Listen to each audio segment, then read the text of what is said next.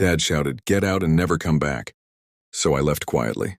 Weeks later they called, only to ask why my card had stopped. Working high, my name is Max and I'm a 28-year-old software engineer in a small American town. I've always put my family first, especially when it came to their problems. But I learned a hard truth. Some people will use that loyalty against you until you learn to stand up for yourself. This is the story of how I finally did. Leave and don't come back. That's what my father Frank screamed, his face red and eyes bloodshot. My bags were already packed. I didn't speak. I just looked him dead in the eyes and walked out the door. Rain hit my shoulders the second. I stepped off the porch like the sky was spitting me out too. He didn't call. Not the next day, not the next week. But I knew he would. And when he did, it wasn't for me. It was for the card. Growing up, I thought my dad was a fortress. He was hard and distant but reliable. When my mom died, he didn't cry. He just folded her scarf, put it in a drawer, and said, "We move on." I was 15. I needed softness. He gave me silence.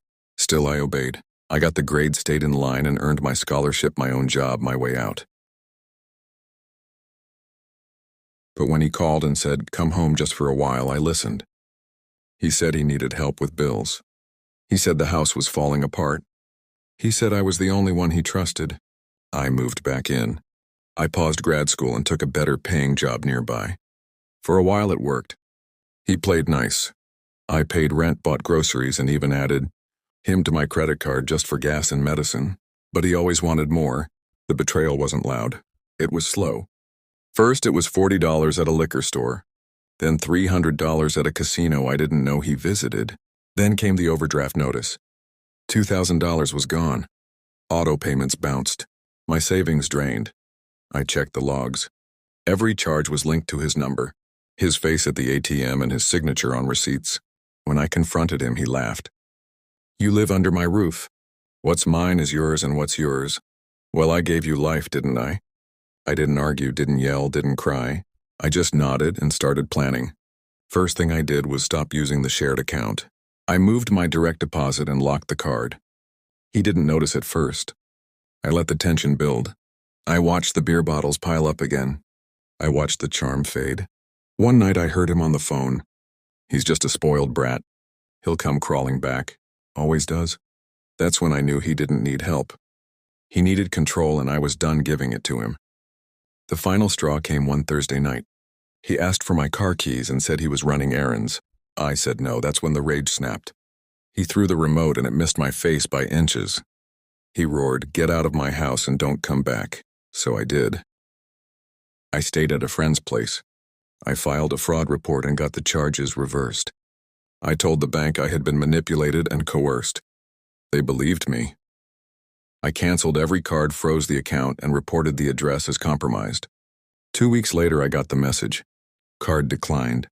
"Can you fix it? Gas station says it won't work." I didn't reply. 3 days later, another message. Groceries didn't go through. "What's going on?" Then a voicemail. His voice was suddenly softer. "Hey, if this is about what I said, I was angry. All right, just fix the card. I'm still your father." He was still trying to guilt me into silence, still believing I would serve him from a distance. That's when I called. He picked up on the second ring. "Why isn't the card working?" he demanded. I waited a beat, then I said, "Because I finally stopped paying for people who treat me like trash." Silence. I could hear him breathing. "You ungrateful little..." He clicked off the phone. I hung up. It's been 4 months. He tried showing up at my job once. I had security walk him out. He tried messaging my sister Chloe to talk sense into me. She blocked him.